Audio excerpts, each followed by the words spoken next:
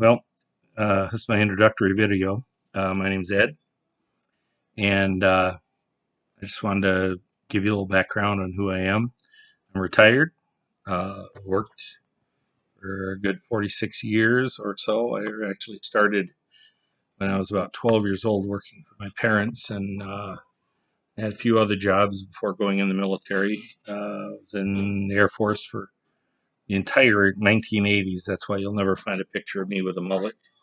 And after I got out, worked in the auto industry for quite a few years. I worked in the medical field for quite a few years, and I worked in transportation, and then I retired. So here I am. I've made a long journey over the years. I went from basically a libertarian who believes that freedom is primary. But over the years, my first shake-up came with the idea of gold as money. I began to see, just like today's Ponzi scheme of Bitcoin, um, you see all these people investing in things, and then as soon as the market dries up, and so far the market hasn't dried up on Bitcoin, but the bottom line is that eventually, when somebody stops buying the Bitcoin for the outrageous amounts of money that they claim they're going to get for it, it all ends, and whoever's left holding the bag at that point, it's gone. So that kind of was what I felt with precious metals before Bitcoin was ever even thought of, and that started my transition from a strict libertarian into probably a more conservative view. But I also realized that the argument between individualism and collectivism is it's really a ridiculous argument.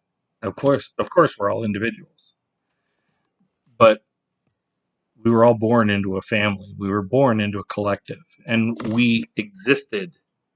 We lived simply because at least one older person, and hopefully two, in my case it was two, uh, decided to let me live by feeding me, clothing me, giving me shelter until I was about 18, and then I branched out on my own.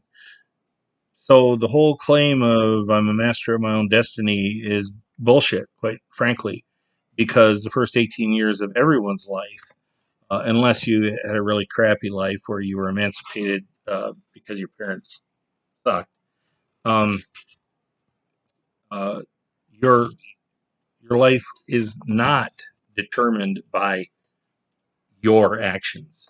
You didn't choose where to be born. You didn't choose your skin color. You didn't choose your sexual orientation or your gender.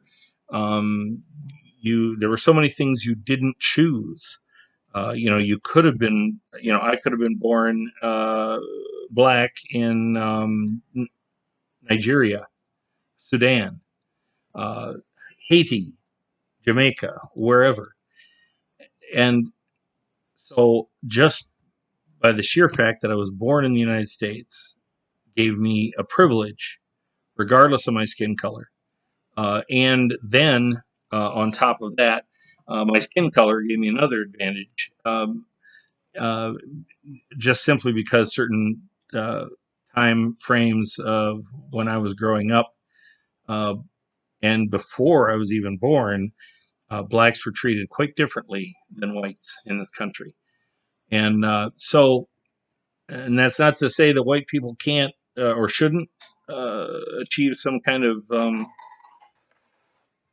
economic prosperity or whatever. That's not what I'm saying. We shouldn't be walking around with a bunch of guilt, but we should understand where we're coming from. And this idea that everyone is a self-made man or woman is ridiculous. Um, Even Jeff Bezos started out with a sizable loan from his parents, building his now multi-billion-dollar business in his parents' garage to begin with.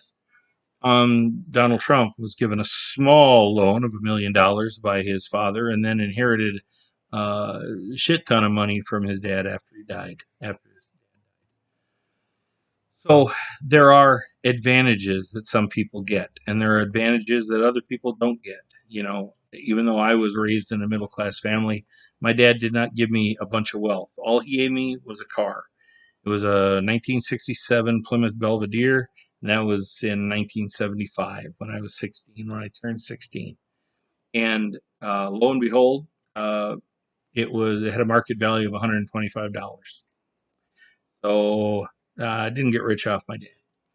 But I joined the military and I worked on it. So understanding the idea of being part of a collective from the day we're born, my my political positions have changed, and I'll share some of those with you. Um, we are we're all in this together. We can't go on with this idea that I got mine, screw you, because uh, even if you got yours, what you choose to do with it affects other people. For example, my wife always uses the example of, well, you get a lot of more conservative minded people who will say things like, oh, burger flippers don't deserve a livable wage. Well, if you feel that way, then don't go to a restaurant and order a burger or any other food. Because if restaurant workers are not worthy of a wage, if they're simply entry level people, which is ridiculous because I have a daughter in her 30s who still works at a restaurant as a server, and uh, and my wife retired out of service industry. And technically, because I was in transportation the latter part of my life, uh, working life, I was in a service industry. So this idea that service industry people don't deserve a livable wage is ridiculous because we, in fact, serve people. And it isn't just the business owner who serves people. In fact, many times anymore, the owner doesn't serve anyone except his or her own self interests. So, a little bit about myself. I have had a couple failed marriages. Not proud of it. But sometimes you marry the wrong person. And I'm not saying I married the wrong person. I think I did twice. But they could have married the wrong person for them, which is why they, ended our relationship. I'm married now again, and she's amazing. And I've never known another woman like her. And as far as I'm concerned, she's my last and only love. But because I've had a number of marriages along with other relationships that didn't involve marriage, um, but the marriages only, I have managed to accumulate a fair number of children, ranging in ages from 14 to 45. And some are stepchildren, four to be exact. I've adopted seven from the foster care system. I adopted one from my second wife, and I fathered four. So, in case your math skills are not up to speed, you don't have your calculator handy. I have 16 children. Not all of them name me as their father. Some out of respect for their actual father, and I have no problem with that. Um, Others because they didn't like it that their mother divorced me and that I'm to blame somehow. But my point in saying all this is that I've lived a full life. I've worked. I've experienced heartache, heartbreak. I've lost friends and family to death and sickness, and I've lost some over politics. I have four siblings, two of whom I have no relationship with, um, and two of whom I still do. Um, so that's a little bit about me. Um, I plan on making these frequently. I tried TikTok and Clapper and found those to be very limiting. You get 3 minutes and you got to get it all out there. Uh, I had a small success there and probably won't ever attain that here. But my hope is that I will, because I'm an old guy who's lived life and I do not have a label.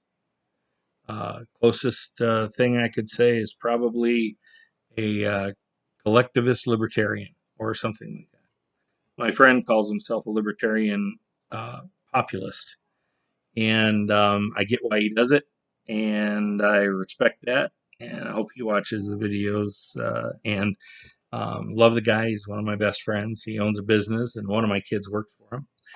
And so anyway, um, that's all for today.